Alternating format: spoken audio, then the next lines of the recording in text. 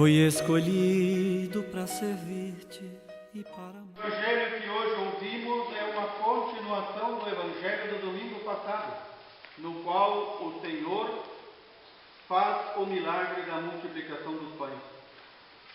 No Evangelho do domingo passado já vimos esta cena.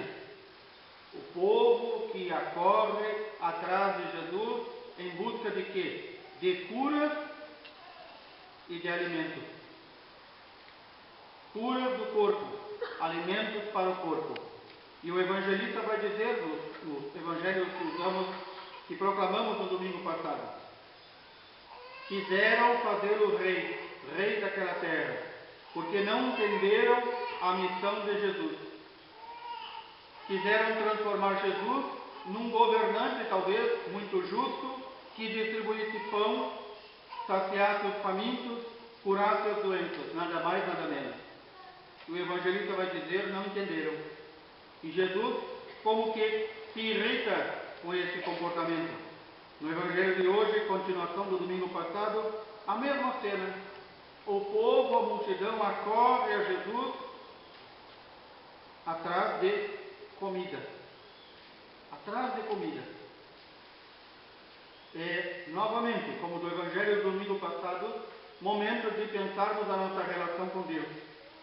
Eu vou até Deus querendo receber algo, ou vou até Deus para servi-lo, para amá-lo, para viver como Ele nos ordenou, para mudar a minha mentalidade, o meu espírito, para se adequar a Deus. São Paulo, na carta aos Efésios, vai dizer justamente isso. Aquele que ouviu Jesus, e nós acabamos de ouvir, proclamado no teu Evangelho, aquele que ouve Jesus diariamente, não tem como continuar fazendo obras da carne, obras de um pagão. Diz São Paulo: não continuem a viver como vivem os pagãos, cuja inteligência os leva para o nada. E São Paulo ainda diz: vocês realmente ouviram Cristo falar? Ou é outro? Quem é esse outro? O demônio. E aí nós vemos quantos cristãos, ou melhor, quantos batizados que não vivem como cristãos, vivem como pagãos. E nós dizemos: a nossa sociedade hoje está corrompida. Não é de hoje, desde que o mundo é mundo. Desde que o mundo é mundo e desde que Cristo anunciou a sua palavra, há cristãos que procuram a cada dia fazer isso que São Paulo diz: revestir-se do homem novo, ser uma nova criatura. E há aqueles que preferem continuar sendo a velha criatura com uma capinha por fora de cristão. Não sejamos assim. O tempo está próximo. A primeira palavra que o Senhor diz nos Evangelhos é convertei-vos. Ou seja, temos que mudar. Todos nós, diariamente. Nós temos muitas vezes o pensamento de todo errado, de pensar que Deus vai mudar, que Deus vai se adaptar, que a igreja, que é a extensão do Senhor e a continuação dele no mundo, vai mudar. Quem assim pensa como homem velho, pensa como pagão, e ainda não entendeu a mensagem do Senhor. Está ouvindo outra voz que não é de Deus. Peçamos ao Senhor a graça de não cairmos no conto do inimigo, de ouvirmos outras vozes que não de Deus. E por que essa chamada é importante? A cada dia nós temos que policiar o nosso coração para ver como estou. Estou seguindo o Senhor ou estou seguindo a minha vontade? Estou mudando? Estou me santificando? É para isso que nós viemos aqui. Para nos santificarmos, para servirmos os irmãos, para servirmos a Deus. Não é para outra coisa. Não é para gozar essa vida a corda solta. Isso é para os pagãos. Aqui nós percebemos que já estamos, embora o mundo seja igual desde o início, e as pessoas também, nós estamos talvez na fase mais doente de todos os tempos, onde a morte de um leão comove milhares de pessoas.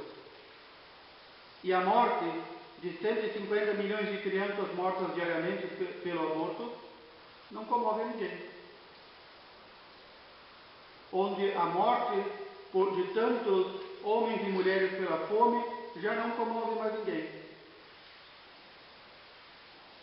Nós estamos realmente em um tempo doente. E quem não vê isso já está doente também. Nos comovemos com coisas que não merecem comoção alguma. E nós, cristãos, deveríamos resplandecer como luz e sal. É o que diz o Senhor, é a ordem dele. Sal da terra, dando o sabor de Cristo, mostrando o que é ser cristão, e luz do mundo, iluminando todos os ambientes, dizendo isso é cristão, isso não é cristão. Mas foquemos também na questão do mês que estamos abrindo, o mês de agosto, dedicado no Brasil a nós contemplarmos a vocação. Quando se fala em vocação, se pensam nos padres. E não é isso. Vocação todos nós temos e recebemos. Nem todos a aceitaram e nem todos escutaram qual é a sua vocação. Aí precisa-se, como diz São Paulo, estar bem atento à voz de Cristo, estar bem atento ao Espírito Santo, estar bem atento ao Pai que nos fala diariamente, seja pelas situações do dia a dia, corriqueiras, que nem nos parecem grande coisa, como por aquele momento, através daquele momento privilegiado que é escutar a Deus na oração. E aqui nós entramos numa comemoração, dia 4, terça-feira, é o verdadeiro dia do padre, podemos dizer assim, do pároco, daquele que tem o cuidado de uma paróquia, porque é o dia de São João Maria Vianney, modelo de todos os sacerdotes. Porém, a Igreja no Brasil comemora no domingo, em cada domingo. Neste domingo, dedicado às vocações sacerdotais, padres e bispos. No dia 9, aos casais, a vocação matrimonial.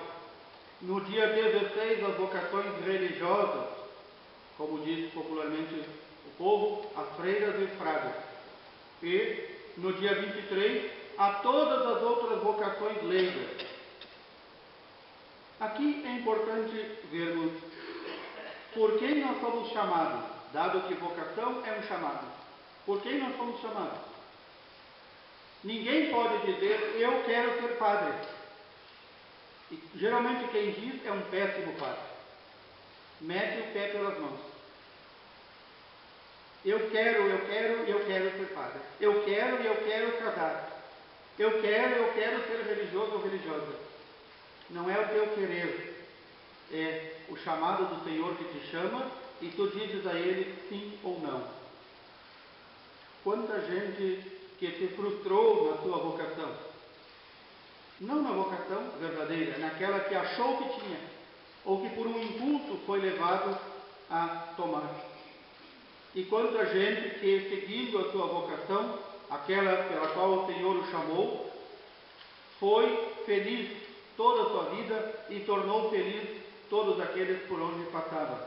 Por isso, mais que decidir na nossa vida qual é a profissão que eu vou ter, muitos jovens se preocupam com isso e muitos pais de família se preocupam. Qual é a profissão que meu filho vai ter? A profissão que paga o pão e as contas. A vocação é aquilo que, se tu viveres bem, irás para a vida eterna, irás para o céu. O que é mais importante? A vocação. E aqui nós temos também que pensar, estou vivendo a vida que escolhi, a vida matrimonial, a vida religiosa, a vida sacerdotal, como vocação ou como profissão?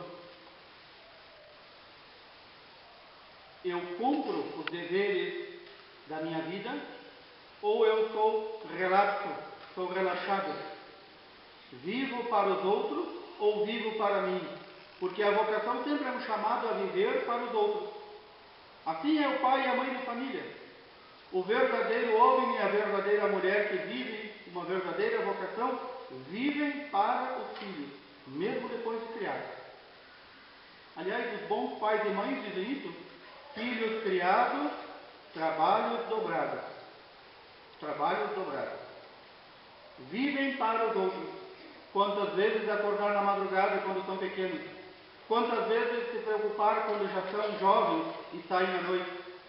Quantas vezes se preocupar o pai e a mãe já na hora da sua morte pelo filho? Como está meu filho? Onde estará? Se é um pai e uma mãe. Pai e mãe não têm dia da semana de descanso. Também religioso e religiosa verdadeiro. Também sacerdote verdadeiro não tem dia e horário de descanso. Não tem um dia de descanso. É muito estranho isso que se fala. Mas isso é uma vocação. E o mundo não entende o que é uma vocação.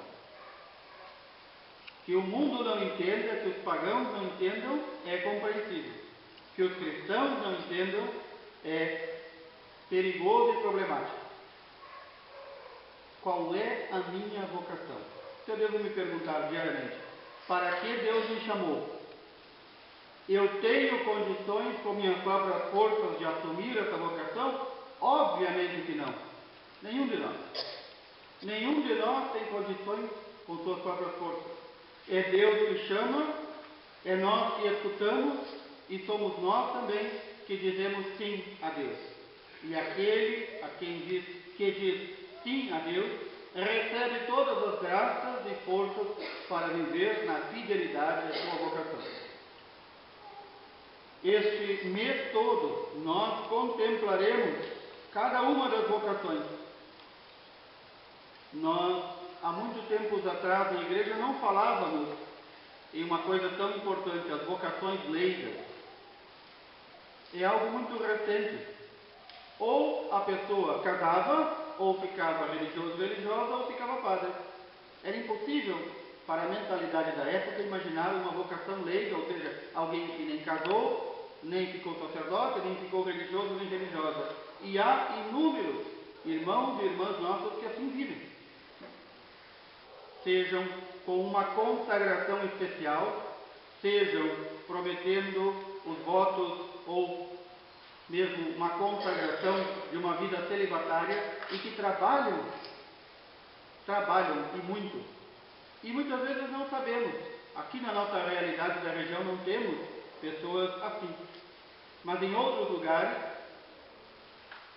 estamos cheios, lotados de pessoas assim, e a grande maioria dos cristãos nem sabe quem são. Às vezes é um professor, às vezes é um médico, às vezes é uma dona de casa, que lá no seu trabalho, na sua vida, vive e procura dar testemunho como verdadeiro cristão. E a sua vocação é servir a todos, colocar-se como o último, anunciar o Evangelho onde estiver, que deveria ser a vocação de todos nós. Todos nós sacerdotes, se algum dia nos despertou a vocação, foi certamente graças a Deus, mas também tivemos algum exemplo, ou de sacerdote, ou de religioso e religiosa, ou de pai e mãe de família orantes. Os exemplos para futuros sacerdotes partem daqueles que rezam, daqueles que oram, daqueles que nós vemos realmente esta pessoa crê em Deus e precisa da presença de Deus no mundo. O padre André, que aqui está, que já celebrou a missa das 9 na São José, ele se recorda certamente com carinho do padre Antônio Dias da Costa, lá de Lavras do Sul, que foi o sacerdote que incentivou a sua vocação. Certamente o padre André reza por esse sacerdote, que tanto bem fez em Lavras do Sul até o início do século passado. Eu também me recordo de muitos sacerdotes que já estão com o Pai, e outros que ainda estão bem vivos aqui entre nós, que foram modelos para a minha vocação. E também centenas de irmãos leigos que rezaram e rezam diariamente por mim, e que durante muitos anos me acompanharam com suas orações. Alguns já partiram, outros estão aí, ainda vivos entre nós. e que rezaram e rezam diariamente. Sem a força da oração, nenhuma vocação se sustenta. Isso tanto na vocação sacerdotal como na vocação matrimonial. Quantas vezes preparei jovens para o casamento e perguntei aos pais e padrinhos: vocês estão rezando por eles? Nunca encontrei um que dissesse: eu estou rezando. Nunca até hoje. A preocupação é o bolo, a festa, o véu, o vestido. E a vocação é para toda a vida. E é para tua santificação e santificação do mundo. É para isso que serve uma vocação. Por isso, a nossa oração tem que ser diária, tanto pelos sacerdotes, quanto pelos religiosos e religiosas, quanto pelos casais e pelas vocações leigas. Não pode estar fora das nossas orações a realidade daqueles que querem viver bem, servindo a Deus. Aqui o bem não é relacionado a nada deste mundo, porque aquele e aquela que quer viver de acordo com a palavra de Deus é desprezado neste mundo. Mas, como diz o Senhor, aquele que deixa tudo por mim, aquele receberá 100 por 1 do céu. 100 por 1. Qual é o patrão que paga melhor que isso? Nenhum. 100 por 1.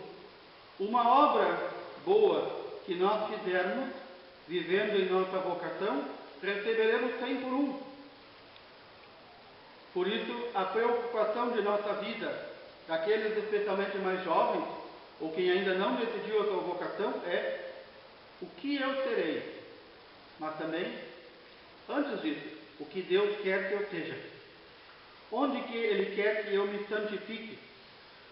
Nós podemos viver nossa vocação de muitos modos, mas só podemos vivê-la bem se ouvirmos atentamente a Deus e acolhermos a vocação ao qual Ele sabe, porque é Deus na qual nós nos santificaremos.